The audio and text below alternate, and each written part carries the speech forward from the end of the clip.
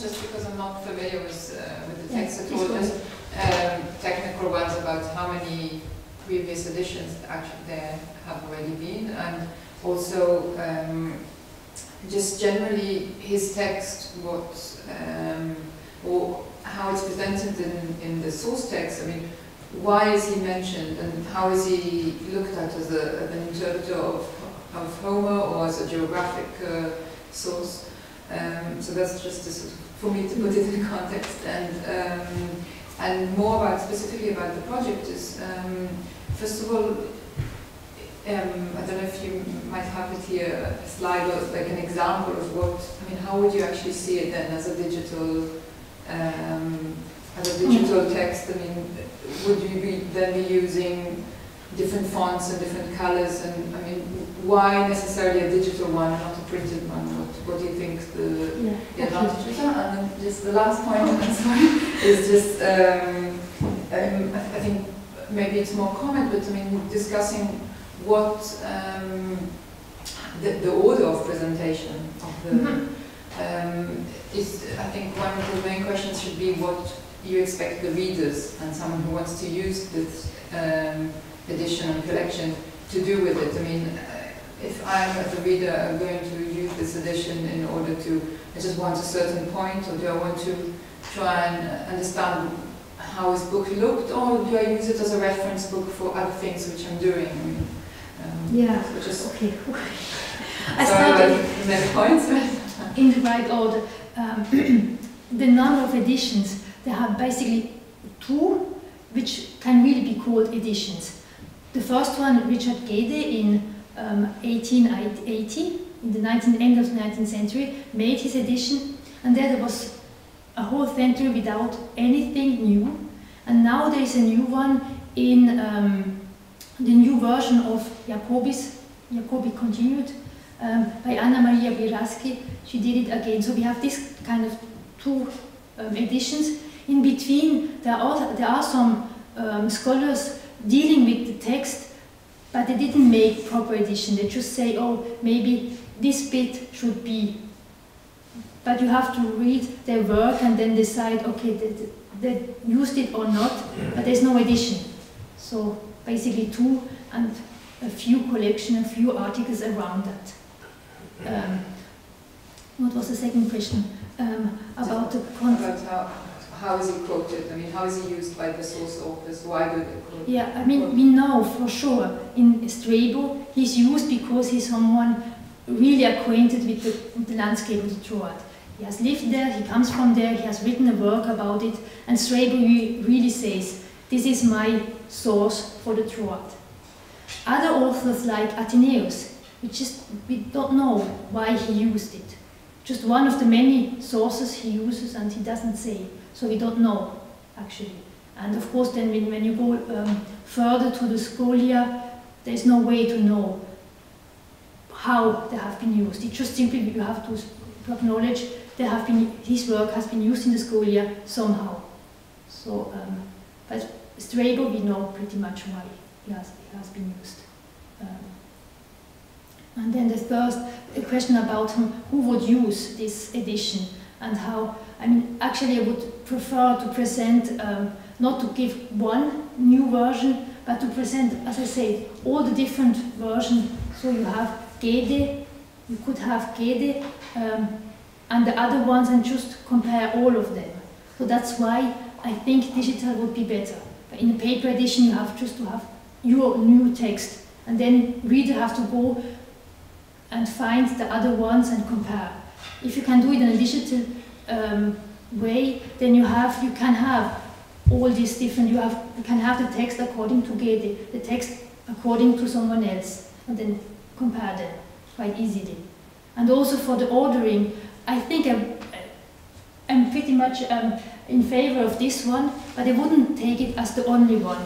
Actually, I would also use the digital way of doing it, that a reader can do it on his own, saying, oh, I want to have it according to a map. And then you have the edition the fragments according to a map. Or he's interested in the source text, and then you have a list of 75 fragments come from Strabo, 2 from, and then he can see what kind of author used him, or you can have it according to the Homeric text. And it's really up to the reader to decide how he wants to use it. Did I answer all? There was a third one, but I don't really... No, okay. More questions?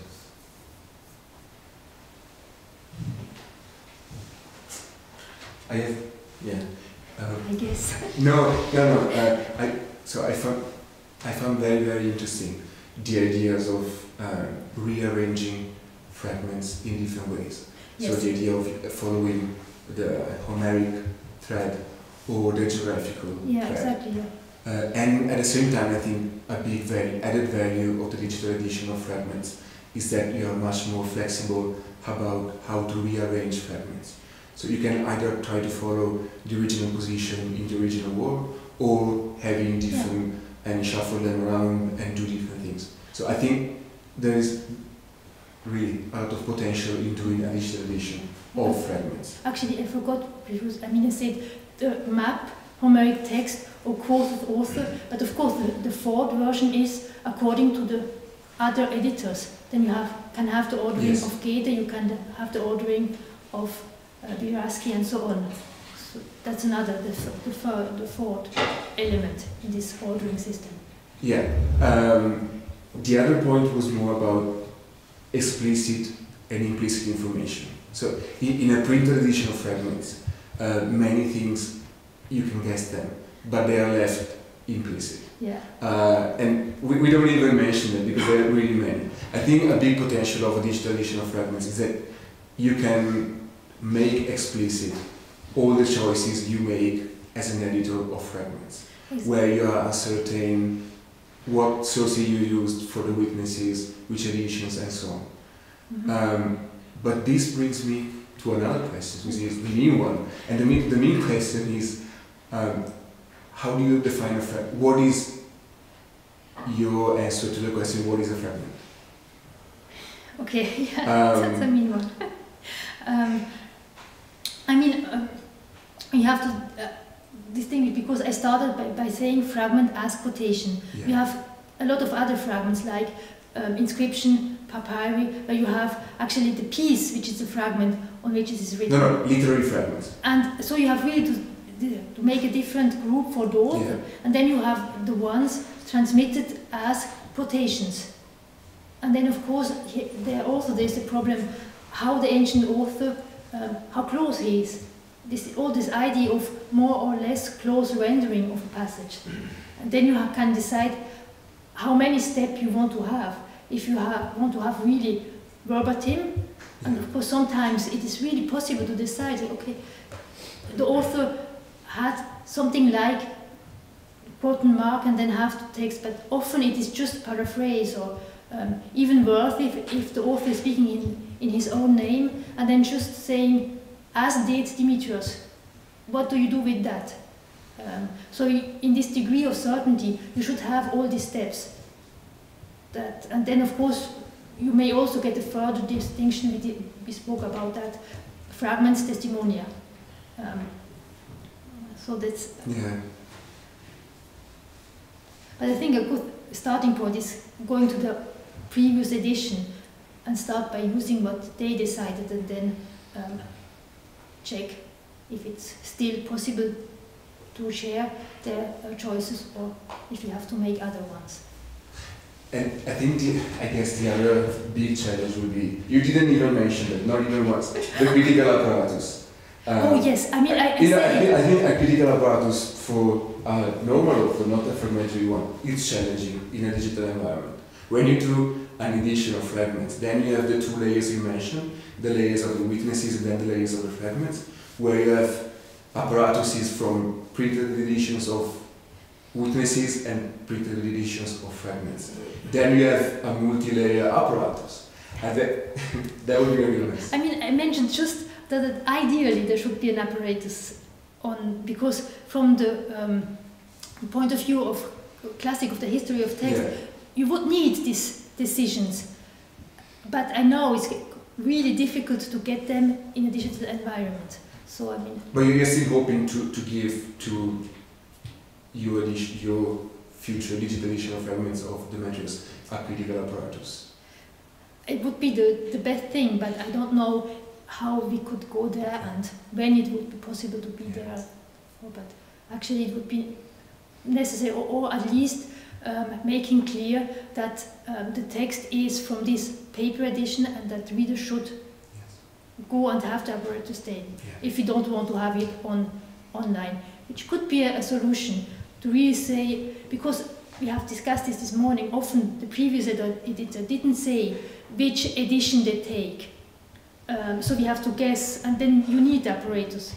But if we really say, we have used this one, it is on the shelf there, we don't present the whole thing because we don't want to have a copy of it, but we use it for something else, but to have the whole picture, you should use this edition you have used.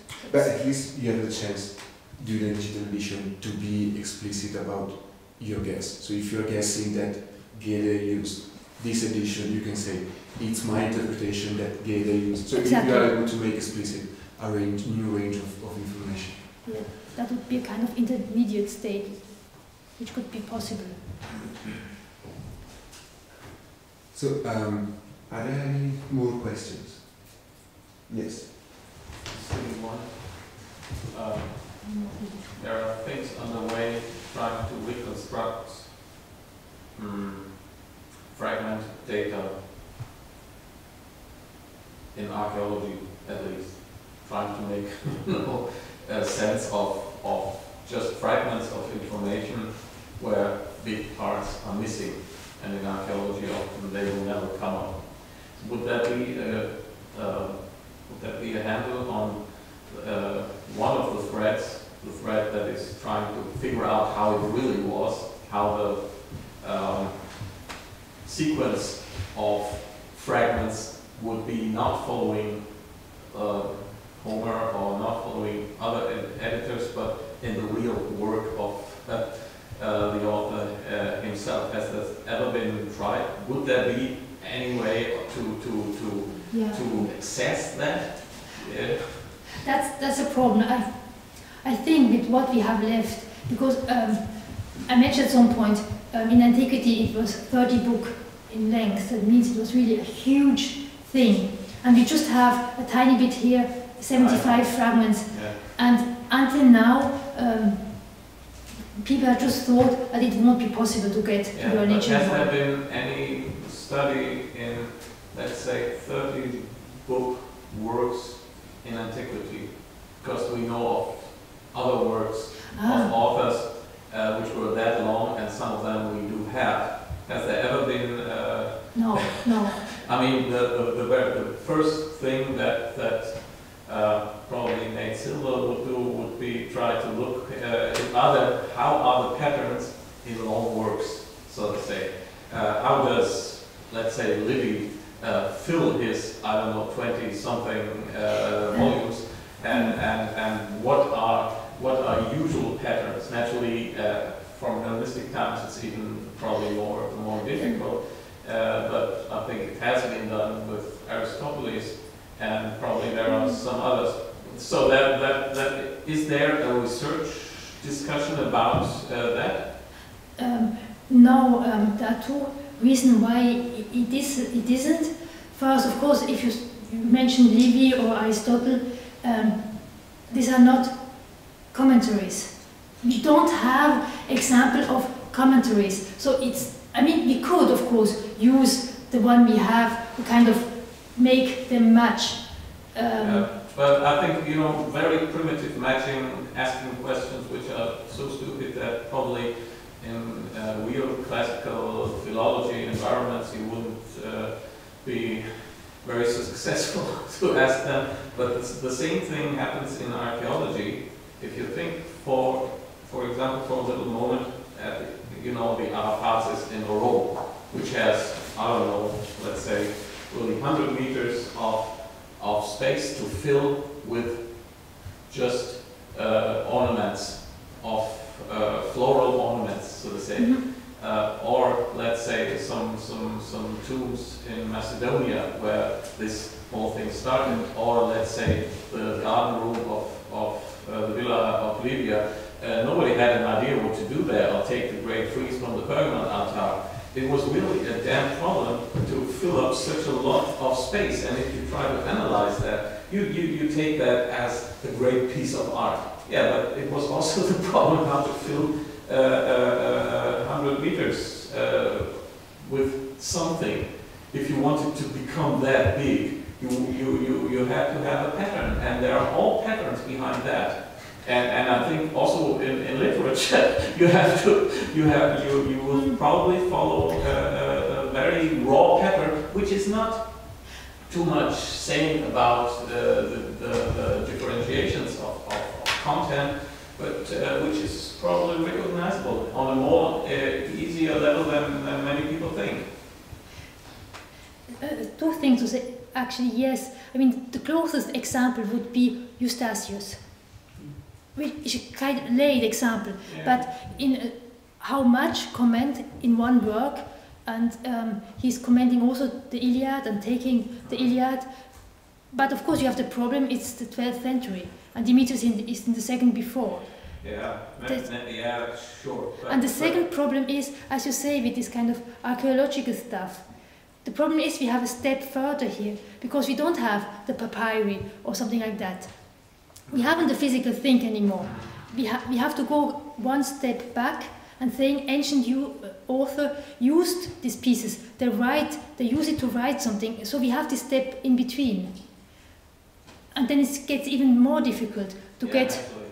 I mean, if you would have some papyrus and then say, okay, we have this bit from book 1 on this piece of papyrus, and we have this one of the next, then you can start to think how the role would have been. Yeah, and then if you have some basic ideas, you could probably run them on an algorithm and look what it makes of it. I think basically in these kinds of things, one shouldn't, but I will not go deeper into that here, one shouldn't overestimate the few possibilities on Earth to do things. And so it may probably come down to very simple basic rules for which one could start to approach then the more complicated questions. But that's another discussion probably. Yeah. Yes. Perhaps I missed. Yeah, go ahead, please. Perhaps I missed something, but do you already have a technical form for the publication? We are working on it. Actually, not really. I can't show you an example of it yet. That's really something work in progress. We are discussing and trying to do it. And do you have examples of other kind of databases like this, or of editions, of online editions? You have several now. Yeah. This is a complicated method, obviously. I mean, I don't think if fragments have already been edited. There are the one on Athenaeus, the diagnosis of his die. But as I said, they start from the other side. They take Athenaeus, make a digital edition of it, and then extract the fragments from there. But of course, Athenaeus, he has mentioned several different, hundreds of authors. So it's, as I said, it's one entire text, and then first step, and then you go to the fragments. But if you are interested in one of the many authors quoted by Athenaeus, you don't want to have all the other. I mean, it's not your point. I mean, it's very interesting that people do it, and it shouldn't be missed. But if you want to be interested in just one of those, you have to start in a different way, or find a way to do it step by step. I don't know, have someone an example from other fragmentary preserved author in a digital edition? No, one of the problems with digital edition of fragments is that most of the times, like if you take the Brillo line, they are, in my opinion, they are not really digital. They are available electronically, which doesn't make them electronic editions, because the way they represent the text is completely static, as you have in the print edition. Exactly. So I would say until now there are not real digital editions of Fragments, just because it's overwhelming as a task, as you have illustrated. Exactly. Whenever you try to tackle the problem, you don't know where to start from. Just too many missing pieces. Exactly. Yeah, that's okay. Yeah. Yeah, exactly. The Brill Online is one. Yeah, but it's kind of intermediate state. It's not really properly. and it's under a paywall, so you might even argue if you want to have open digital legal editions, then that's a free letter. But yeah, exactly. Yeah. And of course, mine. There's no problem. I never thought not to have it open. So before we start with the wine, any other question? We thank our speaker again.